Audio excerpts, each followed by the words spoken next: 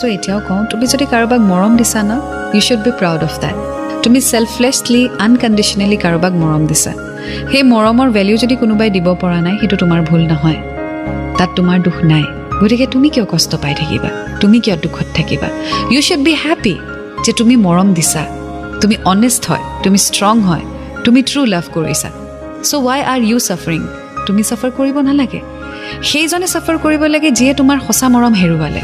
সেইজনে ছাফাৰ কৰিব লাগে যিয়ে তোমাৰ নিচিনা ল'ৰা এজন হেৰুৱালে।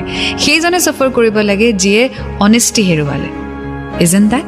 চ' তুমি কিয় কষ্ট পাই আছা? You should be happy. তুমি মৰম দিলা, তাই ভেলু নকৰিলে, তাই গুচি গ'ল। কেতিয়াবা হয়তো তাই বুজিব তোমাৰ মৰম, and that will be too late. এতিয়া প্ৰথম কথা হ'ল, তুমি নিজৰ বিষয়ে চিন্তা কৰা, নিজৰ কথা চিন্তা কৰা, মা দেউতাৰ কথা চিন্তা কৰা, কেৰিয়াৰৰ কথা চিন্তা কৰা, and love will come to you. One day, someday, someone will come into your life.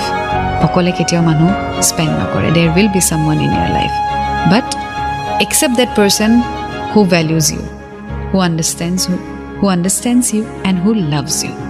So all the best.